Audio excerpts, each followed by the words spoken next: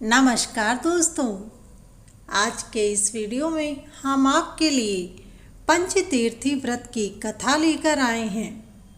दोस्तों, यह व्रत कार्तिक शुक्ल एकादशी से प्रारंभ होकर पूर्णिमा पर समाप्त होता है, इसीलिए इसे भीष्म पंचक व्रत कहते हैं। इस दिन स्नान आदि से शुद्ध होकर पापों के नाश और धर्म, अर्थ, काम व मोक्ष की प्राप्ति के लिए व्रत का संकल्प करना चाहिए। घर के आंगन या फिर नदी के तट पर 4 दरवाजों वाला मंडप बनाकर उसे गोबर से लीप देना चाहिए। बाद में सर्वतोभद्र की वेदी बनाकर उस पर तिल भरकर कलश स्थापित करें। उसके बाद ओम नमो भगवते वासुदेवाय इस प्रकार के मंत्र का जाप कर भगवान वासुदेव की पूजा करें। 5 दिनों तक लगातार घी का दीपक अखंड जलना चाहिए और मौन होकर के इस मंत्र का उच्चारण करना चाहिए। मंत्र इस प्रकार है: ओम विष्णुवे नमः स्वाहा। मौन रहते हुए इस मंत्र का उच्चारण करते घी, तिल और जौ से 108 आहुतियाँ देकर हवन करना चाहिए। 5 दिन काम, क्रोध आदि को त्याग करके ब्रह्मचार्य, क्षमा, दया और उदारता धारण करनी चाहिए। पूजन के सामान्य नियम के अतिरिक्त पहले दिन भगवान के हृदय का कमल के पुष्पों से, दूसरे दिन भगवान के कटी का प्रदेश का बिल्व पत्रों से, तीसरे दिन भगवान के घुटनों का केतकी के पुष्पों से, चौथे दिन भगवान के चरणों का चमेली के पुष्पों से और 5वें दिन भगवान के संपूर्ण विग्रह को तुलसी की मंजरियों से पूजन करना चाहिए। हमारे देश में अधिकतर स्त्रियां एकादशी व द्वादशी को निराहार रहकर और त्रयोदशी को सघार करके, फिर चतुर्दशी और पूर्णिमा को निराहार रह करके प्रतिपदा के दिन प्रातःकाल द्विज दंपत्ति को भोजन कराकर स्वयं भोजन कर भीष्म पंचक का स्नान करती है और अपने व्रत को पूरा करती है। तो आइए सुनते हैं पहली कथा। एक ब्राह्मण की बेटी थी। वह कार्तिक के महीने में सुबह सुबह उठकर गंगा जी में कार्तिक स्नान करती थी। वह किसी पराये पुरुष का मुँह नहीं देखती थी। राजा का बेटा भी कार्तिक स्नान करने के लिए गंगा जी के तट पर जाता था। गंगा जी के पानी को हिला हुआ देखकर राजा के बेटे ने मन में विचार किया कि सूर्योदय से पहले ब्रह्म मुहूर्त में मैं आ जाता हूँ, फिर भी मेरे आने से पहले कौन आकर स्नान करके जाता है। कार्तिक महीने के केवल 5 दिन ही शेष थे। ब्राह्मण की बेटी स्नान करके आती और राजा का बेटा स्नान करने के लिए जाता था।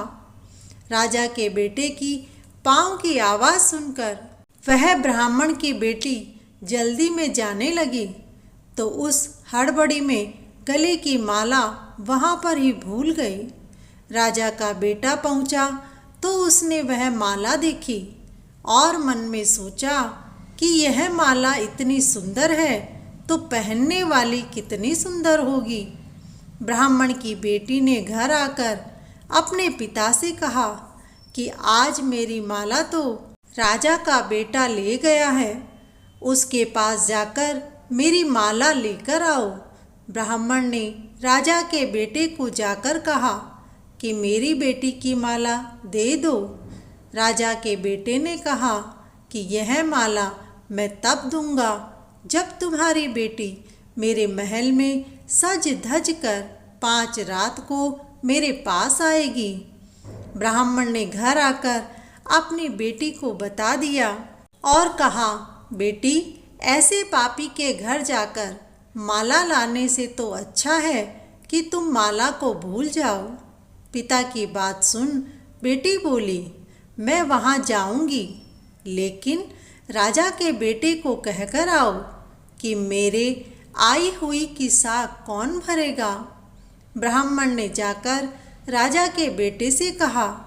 राजा के बेटे ने महल में तोते के पिंजरे को लटका दिया और कहा कि तुम्हारी बेटी का साख यह तोता भरेगा।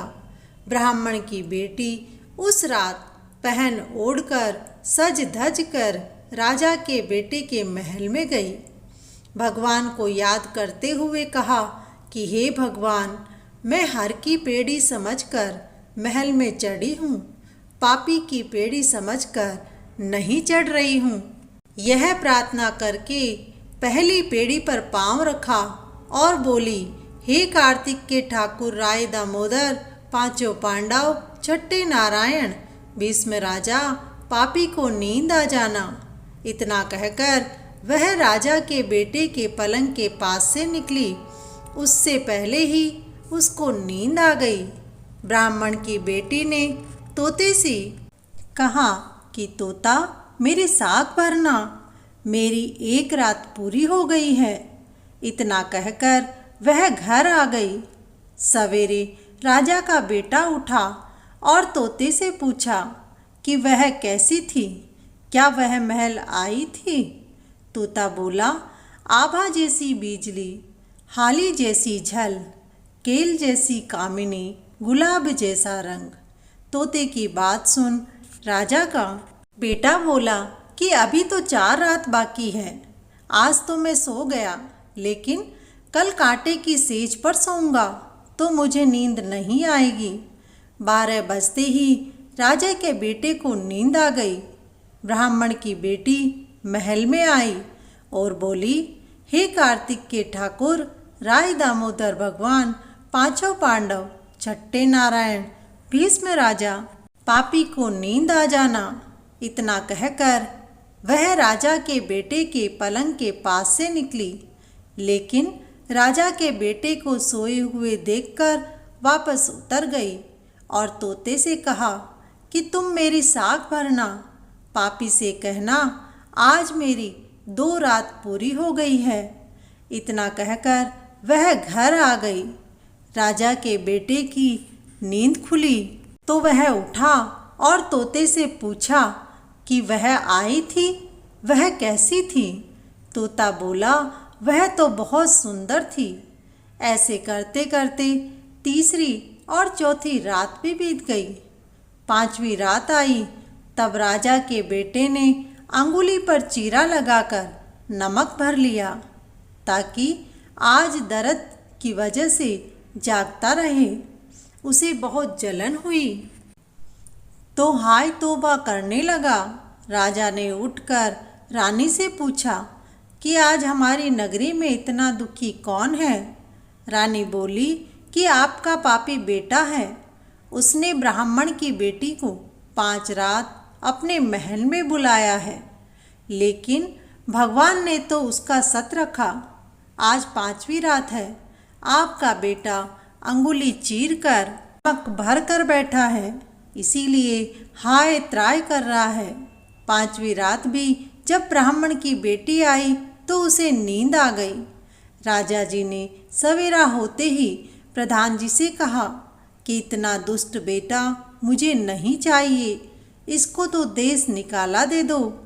प्रधान जी ने राजा से कहा, आप अपना खून क्यों जलाते हो, वह जैसा करेगा वैसा ही भरेगा। राजा ने ब्राह्मण की बेटी को बुलाया और अच्छा लड़का देखकर उसका विवाह कर दिया। राजा के बेटे ने आकर उसको चुनरी ओढ़ाई और धर्म की बहन बनाई। हे कार्तिक के राय दामोदर भगवान, जैसा ब्राह्मण की बेटी का सत रखा वैसा सभी का रखना, और जैसी बुद्धि राजा के बेटे की हुई वैसी किसी के बेटे की मत होने देना। बोलो कार्तिकी राय दामोदर भगवान की जय। दूसरी कथा। महाभारत का युद्ध समाप्त होने पर भीष्म पितामह सूर्य के उत्तरायण होने की प्रतीक्षा में सिर सैया पर शयन कर रहे थे। तभी भगवान कृष्ण को साथ लेकर पांचों पांडव उनके पास आए। उपयुक्त अवसर समझकर धर्मराज युधिष्ठिर ने भीष्म पितामह से प्रार्थना की कि आप हम लोगों को कुछ उपदेश दें। तब युधिष्ठिर की इच्छा के अनुसार भीष्म पितामह ने 5 दिनों तक राजधर्म, वर्ण धर्म, मोक्ष धर्म आदि पर महत्वपूर्ण उपदेश दिए। उनका उपदेश सुनकर श्री कृष्ण संतुष्ट हुए और उन्होंने कहा कि पितामह, आपने कार्तिक शुक्ल एकादशी से पूर्णिमा तक 5 दिनों में जो धर्ममय उपदेश दिया है उससे मुझे बड़ी प्रसन्नता हुई है। मैं इसकी स्मृति में आपके नाम पर भीष्म पंचक व्रत स्थापित करता हूँ। जो व्यक्ति कार्तिक मास के इस भीष्म पंचक व्रत को करेंगे वे संसार में अनेक कष्टों से मुक्त हो जाएंगे। कलयुग में पुत्र पौत्र और धन धान्य की कोई कमी नहीं रहेगी। वे जीवन भर विभिन्न सुखों को भोग कर अंत में मोक्ष को प्राप्त होंगे। बोलो मोर मुकुट बंसी वाले की जय। दोस्तों, उम्मीद करते हैं आपको कहानियाँ पसंद आई होगी। कमेंट बॉक्स में मोर मुकुट बंसी वाले की जय लिखें और वीडियो को अपने दोस्तों के साथ शेयर कर चैनल को सब्सक्राइब करें।